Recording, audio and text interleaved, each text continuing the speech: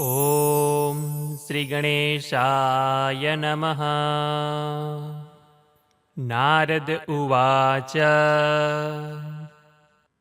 प्रणम्य शिरसा देवं गौरीपुत्रं विनायकं भक्तावासं स्मरे नित्यम् आयुः कामार्थसिद्धये।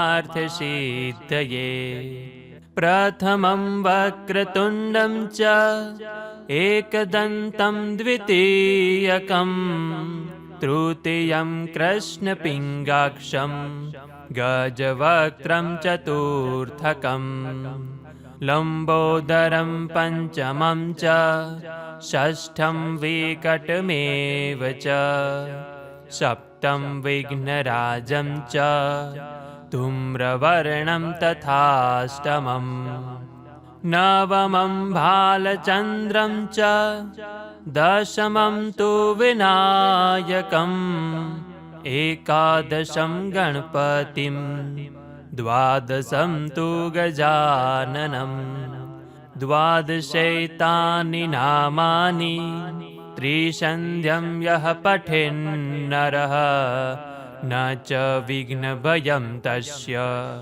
सर्वसिद्धिकरं प्रभो। विद्यार्थी लभते विद्यां धनार्थी लभते धनं पुत्रार्थी लभते पुत्रान् मोक्षार्थी लभते गतिम्। जपेत् गणपतिस्तोत्रं षड्भिर्मासैः फलं लभेत् संवत्सरेण सिद्धिं च लभते नात्र संशयः। अष्टेभ्यो ब्राह्मणेभ्यश्च लिखित्वा यः समर्पयेत् तस्य विद्या भवेत् सर्वा गणेशस्य प्रसादतः। प्रणम्य शिरसा देवं गौरीपुत्रं विनायकं भक्तावासं स्मरे नित्यम् आयुः कामार्थसिद्धये।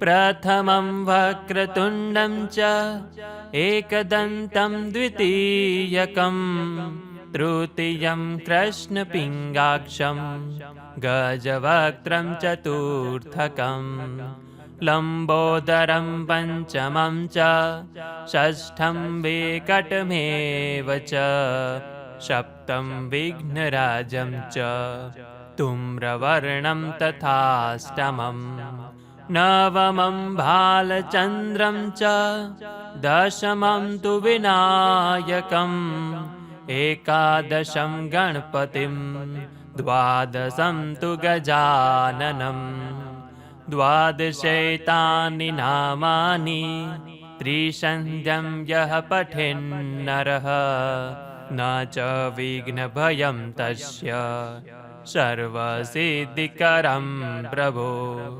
विद्यार्थी लभते विद्यां धनार्थी लभते धनं पुत्रार्थी लभते पुत्रान् मोक्षार्थी लभते गतिम्। जपेत् गणपतिस्तोत्रं षड्भिर्मासैः फलं लभेत् संवत्सरेण सिद्धिं च लभते नात्र संशयः। अष्टेभ्यो ब्राह्मणेभ्यश्च लिखित्वा यः समर्पयेत् तस्य विद्या भवेत् सर्वा गणेशस्य प्रसादतः। प्रणम्य शिरसा देवं गौरीपुत्रं विनायकं भक्तावासं स्मरे नित्यम् आयुः कामार्थसिद्धये।